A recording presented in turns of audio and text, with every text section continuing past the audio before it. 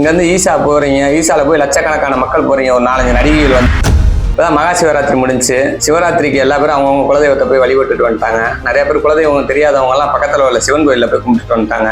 நிறைய பெரிய கூட்டமாக பார்த்தீங்கன்னா அந்த ஈசா யோகா கோயம்புத்தூருக்கு படையெடுக்கிறாங்க. முதல் விஷயம், சிவன் ராத்திரிக்கு அவங்கவுங்க குலதெய்வத்தை போய் கும்பிட்டு வரணும். குலதெய்வத்தை விட்டுட்டு நீ எங்கே போனாலும், கோடி கோயில் போனாலும் அது வந்து புண்ணியமே கிடையாது. அவங்கவுங்க குலதெய்வத்தை முதல்ல வழிபடணும். நிறைய மக்கள் பார்த்தீங்கன்னா அந்த குலதெய்வத்தையே மறந்துடுறான். கஷ்டப்படும் போது பயங்கரமாக கஷ்டப்படுவான். அப்பா கருப்பா நீ காப்பாத்துப்பா அப்படி இப்படின்னு சொல்லிட்டு புலம்புவாங்க. குலதெய்வம் கருப்பன் தான், ஐயனார் தான் என் சாமி வந்து நீ காப்பாத்தினாரு, காளியாத்தா தான் காப்பாத்துச்சு. இந்த சாமியை கும்பிட்டு மருகுவாங்க. கடந்து கொஞ்ச நாள் ஆன உடனே மாறிக்கிடுவாங்க. பாத்தீங்கன்னா லேசா வசதி வரும், அப்படியே ஒரு பக்கத்துல உள்ள ஒரு கோயிலுக்கு போயிட்டு வருவேன். அப்புறம் இன்னும் கொஞ்சம் வசதி வரும். வந்த உடனே அந்த முதல் வசதி வரும்போது என்ன பண்ணுவானா, அதுக்கு முன்னாடி வரைக்கும் ஏதாச்சும் ஒண்ணு ஆரம்பிச்சா மேல கருப்பு சாமி துணை, ஐயனார் துணை, காளியம்மன் துணை, அந்த குலதெய்வம் பேரெல்லாம் போட்டு வச்சுக்கிடுவான். அதுக்கப்புறம் அப்படியே லேசா வசதி கூட கூட கூட என்ன பண்ணிடுவான், சாய்பாபா கோயிலுக்கு போக ஆரம்பிச்சுவாங்க. இந்த கோயிலுக்கு வேணாலும் போகலாம், தப்பு இல்லை. குலதெய்வத்தை வந்து மறக்க கூடாது.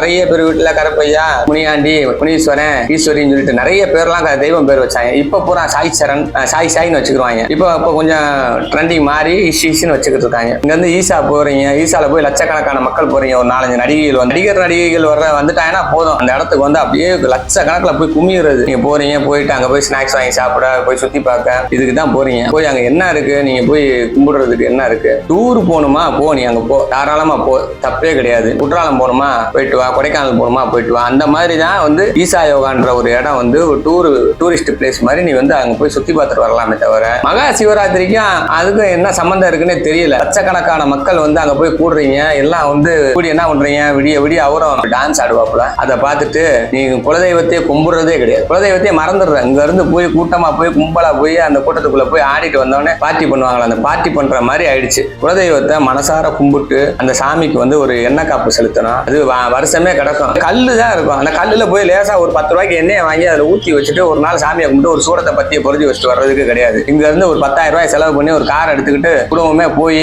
நான் ஈசா யோகா போனேன், ஒரு போட்டோ எடுத்தேன், நடிகை கூட போட்டோ எடுத்தேன், ஸ்டேட்டஸ் போட்டேன். ஸ்டேட்டஸ் போடுறதுக்காகவே வாழாதீங்க தயவு செஞ்சு. மக்கள் வந்து இதுலயே வந்து கமெண்ட்ல எவனாச்சும் வந்துட்டு அவர் யார் தெரியுமா, அவரே வந்து ஈசா சிவன் தான், அவர் சிவனா இருந்தா குலதெய்வம் ஆயிருமா? அவன் குலதெய்வம் தான்டா ஃபர்ஸ்ட். சாமி கும்பிடுறது பூராமே ட்ரெண்டிங் ஆகி போச்சு. சபரிமலைக்கு மாலை போடுறது ட்ரெண்டிங் ஆகி போச்சு. முந்தியெல்லாம் 48 நாள் வர இருந்து ரொம்ப பயபக்தியா இருந்து வருவாங்க. ஒரு வாரம் தான் போலாம். காதுல தோடு போட்டுக்கிறேன், கழுத்துல செயின் போட்டுக்கிறேன், அந்த மாதிரி ஒரு ட்ரெண்டிங்காக வந்து லட்சக்கணக்கில் இப்போ வந்து சபரிமலையில கூட்டம் கும்பிடுற மாதிரி. இன்னும் கொஞ்சம் நாள்ல வந்து ஈசா யோகால வந்து லட்சக்கணக்கில் கூட்டம் கும்பிஞ்சிருவாங்க. ஏன்னா நடிகளை வச்சுதான் ட்ரெண்டிங் பண்ணி விடுறது. வருஷம் ஒரு 4 நடிகரை வர வேண்டியது. அவர் அந்த செங்கலுக்கு மண்ணு மிதிச்ச மாதிரி சுடுமணல்ல இறக்கி விட்டா, செருப்பு இல்லாம இறக்கி விட்டா எப்படி குதிப்பாங்க, அந்த மாதிரி கிடங்கு குதிக்கிறாப்புல. அதை பார்த்துட்டு ஒரு மியூசிக்கை போட்டு விட்டோன்னே எல்லாம் பக்தி பரவசமாயிருங்க. எதுல பரவசமாகணும்னு கணக்கு இல்லையா? விடிய விடிய முழிச்சிருந்து சிவனை கும்பிடுறது ஒரு நல்ல விஷயம் தான். தயவு செஞ்சு ஸ்டேட்டஸ் போடுறதுக்காக போறதெல்லாம் விட்டுட்டு மகா சிவராத்திரிய நல்லபடியா கும்பிடுங்க. சிவனோட அருள் கிடைக்கும். மென்மேலும் வாழ்க்கையில வளர்றதுக்கு அது உறுதுணையா இருக்கும்.